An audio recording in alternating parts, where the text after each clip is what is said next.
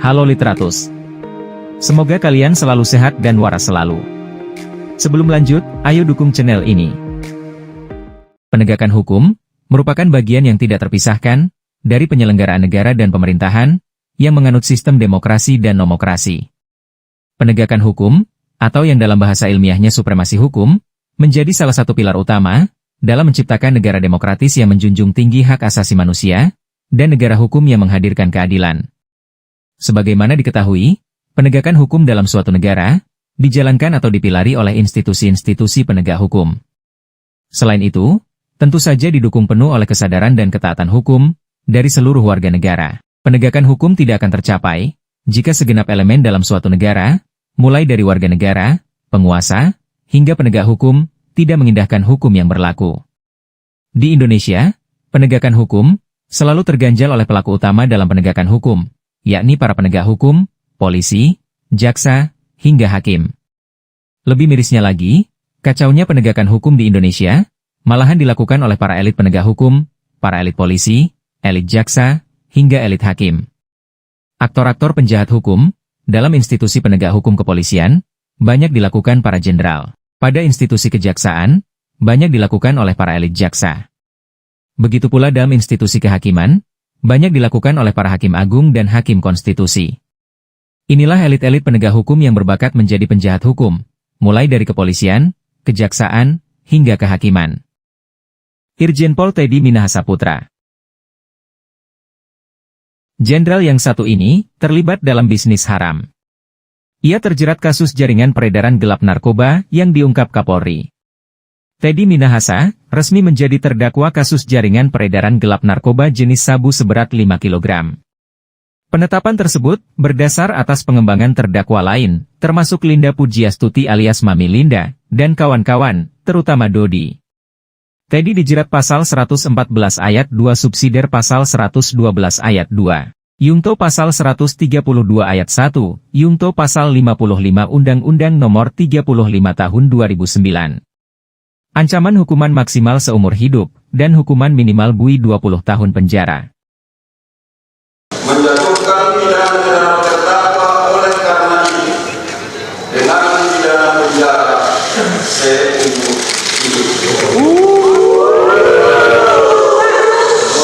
Dalam keterangan tertulis, Teddy membantah dugaan dirinya menjadi pemakai atau penjual narkoba jenis sabu-sabu. Untuk diketahui, sabu-sabu yang dijual Teddy untuk kebutuhan Linda alias Anita, adalah barang bukti dari kasus narkoba sebelumnya. Jadi, polisi menyita sabu dari pelaku kasus narkoba, kemudian sabu itu dijual kembali oleh Teddy. Pada kasus ini, Anita Cepu atau Linda menjadi terdakwa sekaligus saksi yang memberatkan Teddy.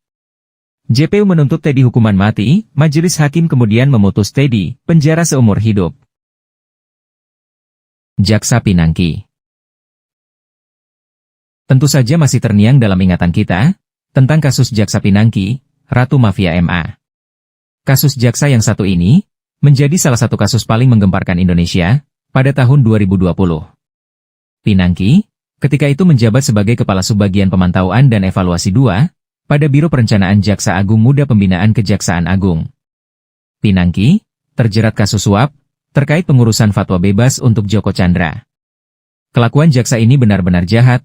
Ia membantu pelarian buronan kasus korupsi Joko Chandra. Sebagaimana diketahui bersama, Joko Chandra merupakan buronan kasus skandal Ban Bali yang berhasil ditangkap di Malaysia pada Juli 2020. Penjahat yang satu ini merupakan buronan yang kabur selama 11 tahun sejak 2009. Karena menghindari hukuman penjara 2 tahun dalam kasus Ban Bali. Bahkan, Joko masuk DPO Penegak Hukum Indonesia dan Interpol. Kembali ke Jaksa Pinangki, jaksa ini terlibat sejumlah perkara, mulai dari terima suap $500.000 Amerika dari buronan Joko Chandra, pencucian uang senilai $444.900 AS, hingga pemufakatan jahat menyuap pejabat Mahkamah Agung dan Kejaksaan Agung. Inilah alasan Pinangki didakwa 3 kejahatan sekaligus, yakni suap, pencucian uang, dan pemufakatan jahat. Akibat perbuatannya itu, ia dituntut 4 tahun penjara oleh jaksa. Tuntutan ini adalah sebuah ironi, mengingat 3 kejahatan yang dilakukan Pinangki.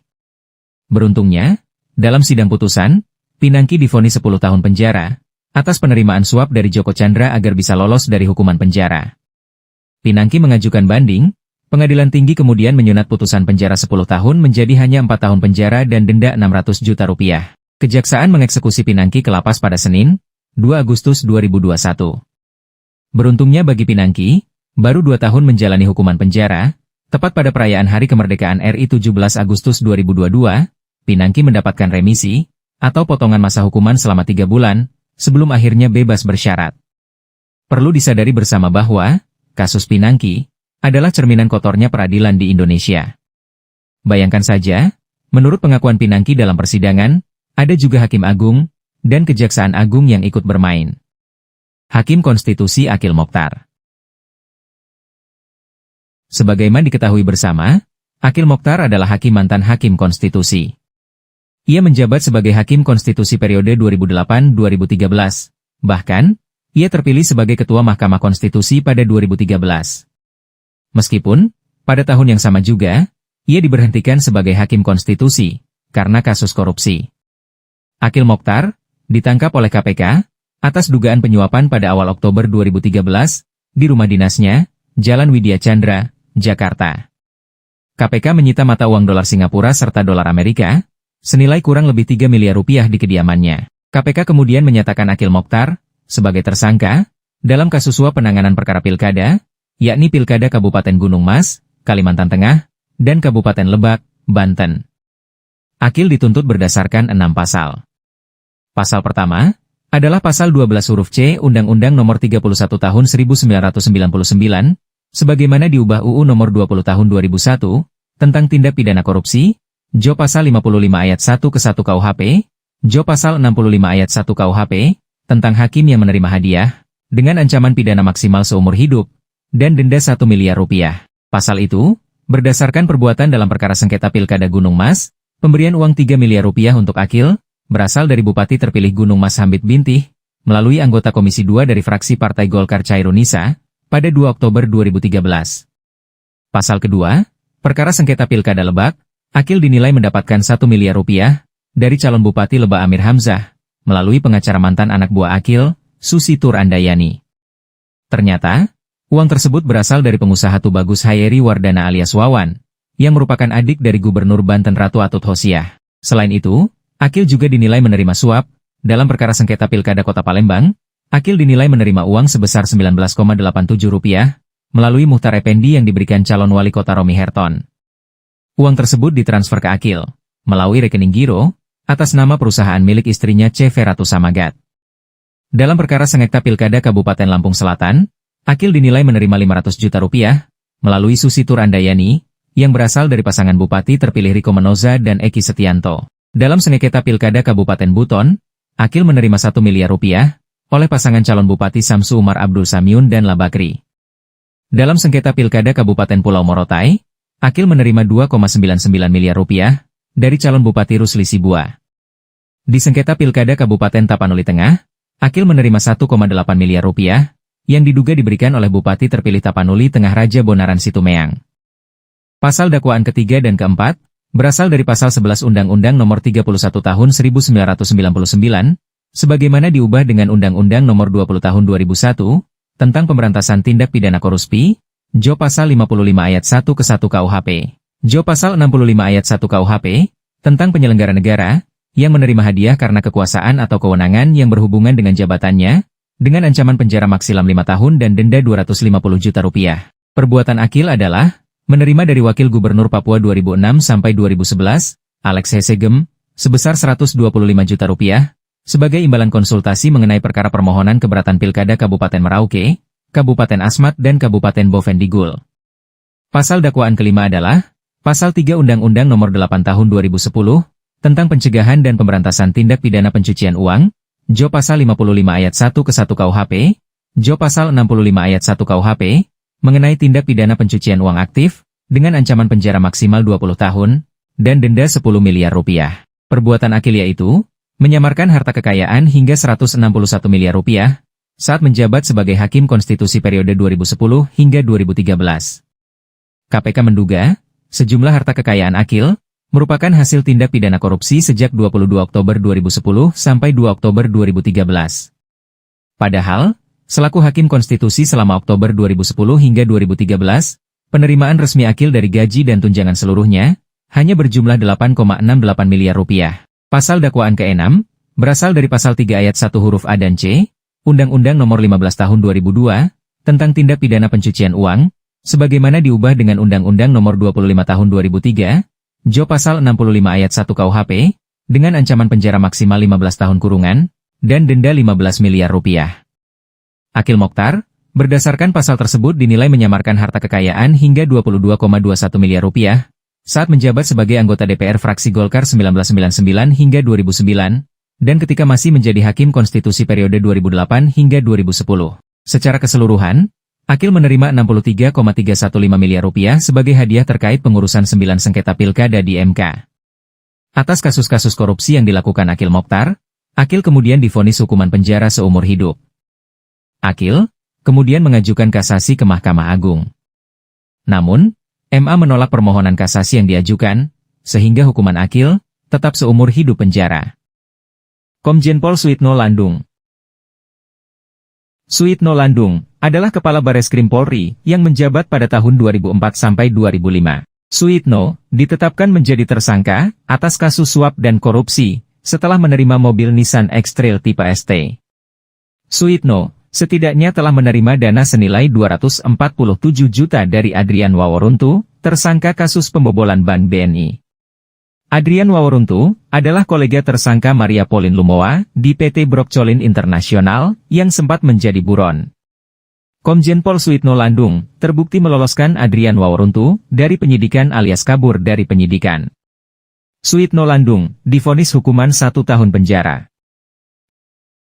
Brigjen Pol Samuel Ismoko. Brigjen Samuel Ismoko dijerat atas kasus penyalahgunaan jabatan dan suap terkait LC fiktif BNI. Samuel juga menerima suap dari kasus BNI berupa travel check senilai 200 juta saat dirinya menjabat sebagai Direktur 2 Ekonomi Khusus Bareskrim Polri. Masih di tahun yang sama dengan kasus Suitno Landung, Samuel divonis 1 tahun 8 bulan. Setelah kasusnya naik banding, Samuel Ismoko kemudian mendapatkan pengurangan masa pidana 5 bulan. Irjen Pol Joko Susilo. Irjen Pol Joko Susilo terbukti melakukan tindak pidana korupsi, kasus pengadaan simulator SIM roda 2 dan 4 di Korps Lalu Lintas Polri pada 2011. Saat itu, Joko Susilo menjabat sebagai Kepala Korlantas Polri. Kerugian negara akibat kasus ini adalah senilai 121 miliar. Hingga April 2013, KPK sudah menyita sekitar 40 buah aset Joko Susilo, mulai dari harta bergerak dan tidak bergerak. Irjen Pol Joko Susilo divonis 10 tahun penjara. Saat mengajukan banding, hukumannya diperberat menjadi 18 tahun penjara. Brigjen Pol Didik Purnomo. Kasus korupsi atas pengadaan simulator SIM roda 2 dan 4 di Korps Lalu Lintas Polri, kemudian menyeret nama Brigjen Pol Didik Purnomo. Brigjen Pol Didik Purnomo ditetapkan sebagai tersangka saat dirinya menjabat sebagai Wakil Kepala Korlantas. Didik Purnomo disebutkan menerima uang sebesar 50 juta dari Sukotjo Sastonegoro, Direktur PT Inovasi Teknologi Indonesia. Didik Purnomo, yang saat itu juga menjadi pejabat pembuat komitmen pengadaan simulator SIM. Didik Purnomo kemudian divonis 5 tahun penjara pada tahun 2015. Brigjen Pol Prasetyo Utomo. Brigjen Pol Prasetyo Utomo adalah mantan Kepala Biro Koordinasi dan Pengawasan PPNS Bareskrim. Prasetyo tersandung kasus pemalsuan surat jalan untuk kepentingan buronan kasus korupsi Joko Chandra. Polri sudah mencopot terlebih dahulu Prasetyo Utomo dari jabatannya sebelum menjalani sidang. Pada 2021, Prasetyo divonis 3,5 tahun penjara oleh Pengadilan Tipikor Jakarta Pusat. Pada April 2022, Mahkamah Agung mengabulkan PK Prasetyo dan mengurangi vonis 6 bulan penjara. Irjen Pol Napoleon Bonaparte. Kasus korupsi atas hak tagih Ban Bali, Joko Chandra kembali menyeret petinggi Polri.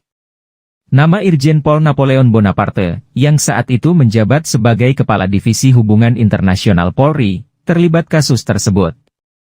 Napoleon Bonaparte terbukti menerima uang sebesar 200.000 dolar Singapura dan 370.000 dolar Amerika dari Joko Chandra. Uang tersebut digunakan untuk menghapus nama Joko Chandra dari daftar pencarian orang atau DPO. Irjen Pol Napoleon Bonaparte kemudian divonis 4 tahun penjara pada Maret 2021 oleh Majelis Hakim Pengadilan Tindak Pidana Korupsi Tipikor. Irjen Pol Ferdy Sambo. Pada tahun 2022, terjadi kasus yang menghebohkan publik, yakni kasus kematian Brigadir Joshua yang dibunuh oleh atasannya sendiri, yakni Jenderal Ferdy Sambo. Irjen Pol Ferdy Sambo mendalangi kasus pembunuhan Brigadir J yang terjadi di Duren 3, Jakarta Selatan. Ferdy Sambo saat itu menjabat sebagai Kadif Propam Polri. Kasus ini juga menyeret beberapa nama seperti Baradae dan Putri Chandrawati yang tak lain adalah istri Ferdy Sambo. Ferdy Sambo ditetapkan sebagai tersangka pada 9 Agustus 2022, kurang lebih sebulan setelah kejadian pembunuhan Brigadir Joshua. Irjen Pol Ferdy Sambo dijerat pasal 340 KUHP tentang pembunuhan berencana dengan ancaman maksimal hukuman mati atau penjara seumur hidup. Menyatakan terdakwa Ferdy Sambo SH SIK MH telah terbukti secara sah dan meyakinkan bersalah melakukan tindak pidana turut serta melakukan pembunuhan berencana dan tanpa hak melakukan tindakan yang berakibat sistem elektronik tidak bekerja sebagaimana mestinya yang dilakukan secara bersama-sama. Menjatuhkan pidana kepada terdakwa tersebut oleh karena itu dengan pidana mati. Mantan Jaksa Kejari Yogyakarta Eka Safitra, dan Jaksa Kejari Surakarta Satriawan Sulaksono. Pada awal tahun 2020, dua jaksa, yakni mantan Jaksa di Kejari Yogyakarta Eka Safitra, dan Jaksa Kejari Surakarta Satriawan Sulaksono, didakwa menerima suap 200 juta rupiah dari proyek saluran air di Yogyakarta. Keduanya menerima uang dari pengusaha kontraktor PT Widoro Kandang, bernama Gabriela Yuan Anakusuma. Suap dari Gabriela diduga untuk memuluskan proses lelang proyek tersebut. Dua orang ini kemudian dijatuhi hukuman penjara. Eka Safira dijatuhi pidana penjara selama 4 tahun dan denda 100 juta, subsidiar 3 bulan kurungan. Sementara itu, Satriawan Sulaksono dijatuhi pidana penjara selama 1 tahun 6 bulan dan denda 50 juta, subsidiar 1 bulan kurungan. Mantan Aspidsus Kejati Jawa Tengah, Kusnin. Kusnin, penjahat hukum yang doyan terima suap, memiliki jabatan strategis. Kusnin adalah asisten pidana khusus atau Aspidsus, Kejaksaan Tinggi Jawa Tengah. Namun sayang, jaksa yang satu ini benar-benar memanfaatkan jabatannya untuk memperkaya diri. Kusnini didakwa menerima suap sebesar 294.000 dolar Singapura atau sekitar 3 miliar rupiah dari Alvin Suherman. Di dalam persidangan, JPU menerangkan bahwa kasus suap Kusnin melibatkan 2 instansi kejaksaan yakni Kejati Jateng dan Kejari Semarang. Mantan Kejati Sadiman disebut memperoleh 100.000 dolar Singapura berdasarkan hasil kesepakatan antara terdakwa Kusnin dan Kejari Dwi Samuji. Sedangkan Dwi Samuji total menerima 101.000 dolar Singapura yang berasal dari uang suap tersebut. Kenyataan seperti ini membuat kita paham bahwa praktik mafia hukum dan dagang perkara pasti selalu dilakukan kelompok yang berkuasa dalam suatu instansi penegak hukum. Dalam sidang penuntutan, JPU menuntut terdakwa dengan penjara 3 tahun, juga untuk membayar denda 100 juta rupiah, yang jika tidak dibayarkan, maka akan diganti dengan hukuman kurungan selama 3 bulan. Dalam putusan majelis hakim, Kusnin dijatuhi hukuman penjara selama 2,5 tahun. Hakim juga memerintahkan terdakwa untuk membayar uang pengganti kerugian negara, sebesar 247.000 dolar Singapura dan 20.000 dolar AS, yang jika tidak dibayar, maka akan diganti dengan kurungan selama 1,5 tahun penjara. Mantan Aspidum DKI Jakarta Agus Winoto. Sebagaimana para penjahat hukum kejaksaan lainnya, Agus Winoto juga memiliki jabatan strategis. Ia menjabat sebagai Asisten Tindak Pidana Umum Kejaksaan Tinggi DKI Jakarta. Agus Winoto merupakan terdakwa kasus dugaan suap terkait kepengurusan tuntutan perkara yang ditangani Kejati DKI Jakarta. Winoto terbukti menerima hadiah berupa uang sebesar 200 juta rupiah dari Prico dan Suherman, yang diberikan melalui Jaksa Kejaksaan Tinggi DKI Jakarta, Yadi Herdianto, agar meringankan rencana tuntutan pidana dalam perkara Hariswanda. Dalam sidang penuntutan, Jaksa KPK menuntut Winoto 6 tahun penjara, dan denda Rp200 juta, subsidiar 6 bulan kurungan. Namun demikian, Majelis Hakim pada Pengadilan Tindak Pidana Korupsi memvonis Winoto sedikit lebih rendah. Ia divonis 5 tahun penjara dan denda Rp200 juta, subsidiar 3 bulan kurungan oleh Majelis Hakim. Jaksa Kejati DKI, Yanwar Reza Muhammad dan Fristo Yan Presanto. Kedua jaksa penjahat ini sebenarnya memiliki jabatan penting. Yanwar Reza Muhammad menjabat sebagai Jaksa Kasih Penyidikan pada Aspidsus Kejati DKI Jakarta. Sementara itu, Fristo Yan Presanto menjabat sebagai Jaksa Kasubsi Tipikor dan Tindak Pidana Pencucian Uang. Keduanya diduga terlibat dalam pemerasan seorang saksi perkara dugaan tipikor yang sedang ditangani Pitsus DKI Jakarta. Mereka diduga telah melakukan pemerasan kepada saksi berinisial Mai sebagai saksi yang dimintai keterangan dalam perkara dugaan tipikor yang sedang ditangani Pitsus Kejati DKI Jakarta. Mai mengaku telah menyerahkan uang sejumlah Rp1 miliar kepada kedua jaksa penjahat di atas melalui perantaraan CH. Pada akhirnya, kedua jaksa ini dinyatakan telah terbukti bersalah. Dalam persidangan, jaksa penuntut umum memohon kepada Majelis Hakim agar para terdakwa dihukum 4 tahun 6 bulan penjara, serta membayar denda masing-masing sebesar Rp200 juta subsidiar 3 bulan penjara. Namun, dalam putusan Majelis Hakim, kedua jaksa tersebut diputus penjara 2 tahun dan denda Rp50 juta. Ini artinya, putusan hakim sangat ringan dibandingkan tuntutan JPU. Mantan Kajari Pamekasan, Rudi Indra Prasetya.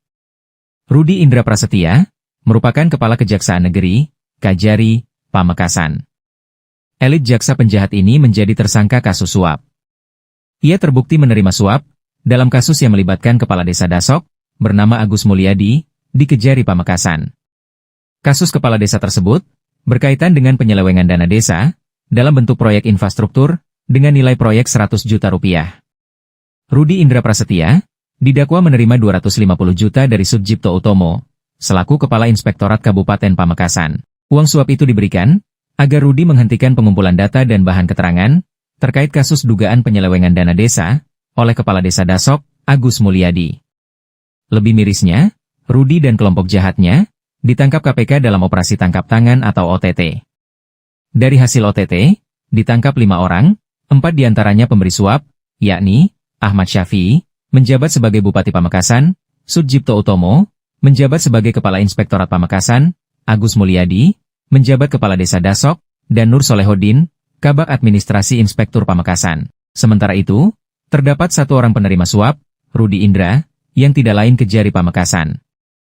Rudi kemudian dituntut hukuman 5 tahun penjara dan denda Rp200 juta, subsidiar 6 bulan kurungan. Rudi kemudian menjalani sidang putusan di Pengadilan Negeri Tindak Pidana Korupsi, Tipikor, Surabaya. Jaksa penjahat ini dijatuhi vonis pidana penjara 4 tahun dan denda Rp200 juta, subsidiar 2 bulan kurungan. Kalau dicermati, para pelaku kejahatan suap menyuap di atas, semuanya pejabat penting di daerah. Ini artinya, penegakan hukum terhadap pejabat, dari tingkat pusat sampai daerah, sangatlah erat dengan praktik dagang perkara. Mantan Kasih 3 Intel Kejati Bengkulu, Parlin Purba. Parlin Purba memiliki jabatan yang penting, ia menjabat sebagai Kasih 3 Intel Kejati Bengkulu. Persis penangkapan Rudi Indra di atas, Purba juga ditangkap dalam operasi tangkap tangan atau OTT, oleh KPK. Barang bukti yang diamankan adalah uang Rp10 juta. Diduga, sebelumnya Parlin telah menerima uang sebesar Rp150 juta. Suap yang diberikan kepada Parlin diduga berhubungan dengan pengumpulan data dan bahan keterangan, indikasi korupsi, terkait dengan proyek pembangunan irigasi yang berada di bawah Balai Wilayah Sungai Sumatera atau BWSS 7, Provinsi Bengkulu. Parlin Pura kemudian disidangkan di Pengadilan Tipikor Bengkulu. Pengadilan Tipikor Bengkulu memvonis Parlin dengan 5 tahun penjara, dengan denda Rp200 juta, subsidiar 3 bulan kurungan. Hakim Agung Sudrajat Dimyati. Surajat Dimyati menjadi Hakim Agung pertama yang ditetapkan sebagai tersangka korupsi oleh KPK. Dia ditetapkan sebagai tersangka pada 23 September 2022. Sudrajat, bersama 9 orang lainnya, disebut terlibat dalam kasus dugaan suap, pengurusan perkara kasasi pilot Koperasi Simpan Pinjam, KSP, inti dana di MA. 9 orang lain yang ditetapkan tersangka adalah Hakim Justisial MA, Eli Tripangesti, Aparatur Sipil Negara ASN Kepanitraan MA, Desi Yustria dan Muhajir Habibi, serta ASN Emma Al-Basri dan Nuryanto Akmal. Mereka ditetapkan sebagai penerima suap. Sementara itu, tersangka pemberi suap adalah Yosep Parera dan Eko Suparno selaku advokat, serta Herianto Tanaka dan Ivan Dwi Kusuma Sujanto, selaku debitur KSP Intidana. Atas perbuatannya, Sudrajat Dimyati diputus bersalah oleh Hakim Pengadilan Tindak Pidana Korupsi, Tipikor, Bandung. Sudrajat dipidana 8 tahun penjara dan denda 1 miliar. Dalam putusan tersebut, Hakim Tipikor Bandung menilai Sudrajat terbukti melanggar pasal 12 huruf C Jo pasal 18 Undang-Undang tentang Pemberantasan Tindak Pidana Korupsi Jo pasal 55 ayat 1 ke 1 KUHP. Sudrajat Dimyati diyakini telah menerima uang suap senilai 800 juta rupiah dari Eli Tripangestuti, selaku ASN di MA, untuk keperluan pengurusan kasus kasasi KSP Intidana. Namun, hukuman Sudrajat kemudian disunat setahun pada tingkat banding. Pengadilan Tinggi, PT, Bandung, menganulir putusan Pengadilan Tipikor Bandung, sehingga hukuman Sudrajat menjadi 7 tahun penjara dan denda 1 miliar. Kalau diperhatikan, lingkaran suap-menyuap dalam perkara di atas, dapat dipastikan bahwa internal Mahkamah Agung memang menjadi sarang mafia peradilan. Lihat saja penerima suapnya, mulai dari ASN Kepanitraan, Hakim Justisial, hingga Hakim Agung Sudrajat. Lihat pula pemberi suap, pengacara dan pihak yang berperkara. Bukankah ini yang dinamakan lingkaran mafia peradilan? Bicara Dimyati, memang ia bermasalah. Hal ini terlihat sejak tahun 2013, di mana Sudrajat diduga berusaha menyuap anggota Komisi 3 DPR RI dalam proses fit and proper test calon Hakim Agung. Setelah diperiksa oleh Komisi Yudisial, ia akhirnya gagal menjadi Hakim Agung pada tahun 2013, namun setahun kemudian, ia dipilih menjadi Hakim Agung Kamar Perdata. Ini artinya, proses seleksi para Hakim Agung syarat akan kepentingan politik. Hakim Agung Ghazalba Saleh. Ghazalba Saleh merupakan tersangka atas kasus gratifikasi dan tindak pidana pencucian uang atau TPPU dengan total nilai 62,89 miliar rupiah, dengan rincian gratifikasi senilai 650 juta rupiah, serta TPPU yang terdiri atas 18.000 dolar Singapura, atau setara 216,98 juta rupiah, 37 miliar rupiah, 1,13 juta dolar Singapura, atau setara 13,59 miliar rupiah, 181.100 dolar AS, atau setara 2 miliar rupiah, dan 9,43 miliar rupiah dalam kurun waktu 2020-2022. Atas perbuatannya, Ghazalba dijerat dengan pasal 12B, Jo, pasal 18 Undang-Undang Nomor 31 Tahun 1999, tentang Pemberantasan Tindak Pidana Korupsi, sebagaimana telah diubah dengan UU Nomor 20 Tahun 2001, serta pasal 3 UU Nomor 8 Tahun 2010, tentang Pencegahan dan Pemberantasan Tindak Pidana Pencucian Uang, Jo, pasal 55 ayat 1 pertama KUHP, Jo, pasal 65 ayat 1 KUHP. Ghazalba divonis 10 tahun penjara dan denda 500 juta rupiah, subsidiar 4 bulan kurungan penjara, oleh Majelis Hakim Pengadilan Tindak Pidana Korupsi pada Pengadilan Negeri Jakarta Pusat. Putusan Ghazalba tersebut ditetapkan pada 15 Oktober 2024. Ghazalba kemudian melawan putusan penjara 10 tahun, ia kemudian mengajukan banding. Namun sayangnya, di Pengadilan Tinggi DKI Jakarta, vonis tersebut kemudian ditambah menjadi 12 tahun penjara dan denda 500 juta rupiah, subsidiar 4 bulan kurungan. Penjahat ini juga diwajibkan membayar uang pengganti ke negara 500 juta rupiah dengan jaminan harta bendanya. Selain itu, Ghazalba terancam akan ditambah pidana penjara selama 2 tahun jika tidak mampu atau harta bendanya tidak cukup untuk membayar uang pengganti. Persidangan kasus korupsi penjahat yang konon agung ini kemudian tembus sampai kasasi. Sebagaimana diketahui, tempat kasasi adalah Mahkamah Agung, yang notabene tempat Ghazalba leluasa bermain putusan. Putusan kasasi di MA kemudian menyunat hasil putusan banding dari 12 tahun penjara menjadi 10 tahun, sebagaimana putusan pengadilan negeri. Ini artinya, putusan banding di Pengadilan Tinggi tidak lagi berlaku bagi Ghazalba. Sebenarnya, jejak penjahat yang satu ini memang buruk. Awalnya, Ghazalba Saleh ditetapkan tersangka atas kasus dugaan suap saat menangani perseteruan internal KSP Intidana awal 2022. Ini artinya, dia satu jaringan dengan kawan penjahat lainnya, Sudrajat Dimyati. Namun, dalam perkara ini, Saleh lolos karena telah mengkondisikan putusan kasasi di MA. Hakim Konstitusi Patrialis Akbar. 26 Januari 2017, tim KPK berhasil menangkap Patrialis Akbar, yang pada waktu itu menjabat sebagai anggota Hakim Konstitusi di Pusat Perbelanjaan Grand Indonesia. KPK kemudian menetapkannya sebagai tersangka. Patrialis diduga menerima suap sebesar 2,15 miliar rupiah dari seorang importir daging, Basuki. Suap tersebut dimaksudkan agar MK mengabulkan permohonan judicial review, Undang-Undang Peternakan dan Kesehatan Hewan. Uang tersebut diberikan agar Patrialis membantu memenangkan putusan perkara terkait uji materi atas Undang-Undang Nomor 41 Tahun 2014 tentang Peternakan dan Kesehatan Hewan yang diajukan ke Mahkamah Konstitusi. Penyerahan uang dari Basuki kepada Patrialis dilakukan secara bertahap. Pertama, dilakukan Basuki kepada Kamaludin pada 22 September 2016, di restoran Paul Pacific Place sejumlah $20.000 AS. Kedua, pada 13 Oktober 2016 di restoran di Hotel Mandarin Oriental Jakarta, sebesar $10.000 AS. Ketiga, dilakukan pada 23 Desember 2016, di area parkir Plaza Buaran sejumlah $20.000 AS. Jadi total ada $50.000 AS, dari seluruh uang pemberian Basuki Hariman dan Feni, yang digunakan untuk Patrialis Akbar untuk umroh. Sebagai balasan pemberian uang itu, Patrialis memberikan draft putusan, yang sudah diberikan tanda stabilo warna biru, sesuai dengan harapan Basuki Hariman. Patrialis Akbar kemudian divonis 8 tahun penjara, karena terbukti menerima suap untuk mempengaruhi putusan terkait uji materi, atas Undang-Undang Nomor 41 Tahun 2014, tentang perubahan atas Undang-Undang Nomor 18 Tahun 2009, tentang Peternakan dan Kesehatan Hewan di Mahkamah Konstitusi. Patrialis terbukti melanggar Pasal 12 huruf C, Jo Pasal 18 Undang-Undang Nomor 31 Tahun 1999, sebagaimana diubah dalam Undang-Undang Nomor 20 Tahun 2001, tentang Pemberantasan Tindak Pidana Korupsi, Jo Pasal 55 Ayat 1 ke 1, Jo Pasal 64 Ayat 1 KUHP. Patrialis juga dikenai hukuman tambahan berupa pembayaran denda Rp300 juta, subsidiar 3 bulan kurungan. Putusan itu lebih rendah dibandingkan dengan tuntutan Jaksa Penuntut Umum KPK terhadap Patrialis, yakni dituntut selama 12,5 tahun penjara, ditambah dengan Rp500 juta, subsidiar 6 bulan kurungan.